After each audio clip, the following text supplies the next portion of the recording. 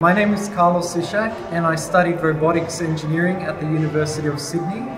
After I completed my studies, I was interested in exploring more advanced technologies in the field.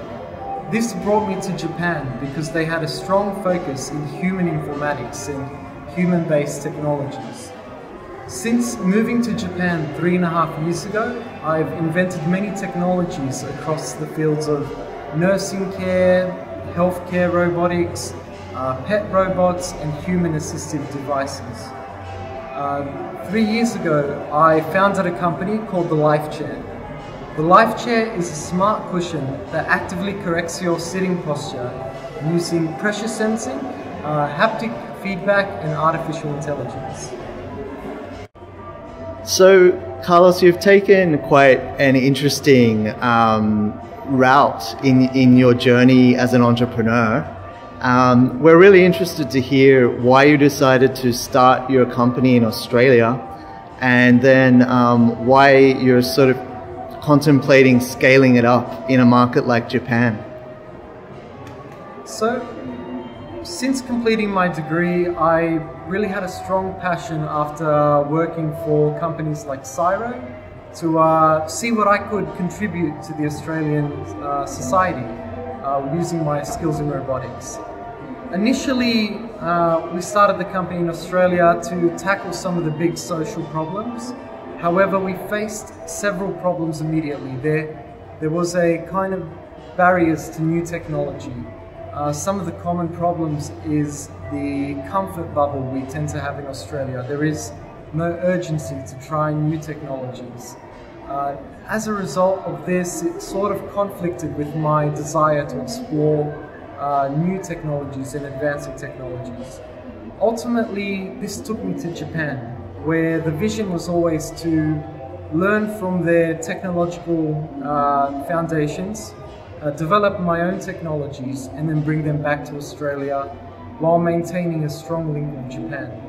And I really felt that Japan was good to really introduce and develop a product because the Japanese society are good absorbers of technology, and they also have a strong history of technological development, as you can see with devices like the Sony Aibo, smart vehicles, and all this progression to smart offices now with countries like companies like Fujitsu. So it was really the optimal place, and I really felt like it was a place I could hone and grow my skills in the field, and took what I've learned back home and grow there. So the InnovationDojo program was very interesting to me because they're all about connecting Japan and Australia, especially through technology. And this aligned perfectly with what I was trying to do, with the initial vision of honing my technological abilities in Japan and then taking it back to Australia. So to me it was a no-brainer, it was a perfect fit. And not only that, but I love this concept of tackling the major social problems in our aging society, agriculture, elderly care, social robotics, and these are the mutual problems that both Japan and Australia face. And I think InnovationDojo, having that at the forefront of their methodology, really connected with me, and that was perfect for us there. On a more technical note, we also have the mutual methodology of a lean startup approach, which worked very well. So, for example, I mean, InnovationDojo has given us a lot of opportunities as a growing Australian startup. They've given me a chance to pitch my idea and company at the PwC Innovation Night.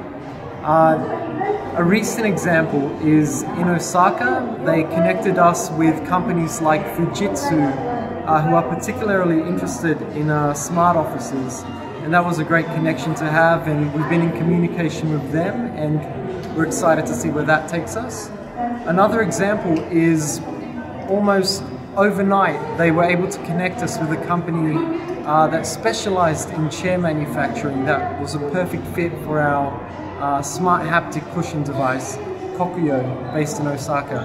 And we've met with them, and discussions have progressing, and it's just been many great opportunities just through the InnovationDojo program.